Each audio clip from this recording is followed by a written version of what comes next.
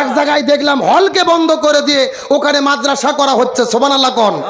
ওই জায়গার মধ্যে কোরআনের শিক্ষা হবে, হাদিসের শিক্ষা হবে, ছাত্ররা কোরআন হাদিস পড়বে, হল বন্ধ মাদ্রাসা চালু, তার মানে বোঝা যাচ্ছে আগামী বাংলাদেশে কোরআনপন্থীদের বিজয় হবে। আমার প্রিয় বন্ধুগণ, মুসলমান ভাইরা গভীর মনোযোগ। বাংলাদেশ স্বাধীন হওয়ার পরে বাংলাদেশে প্রায় 4-5 হাজার হল হয়েছিল। হল কি হয়েছিল?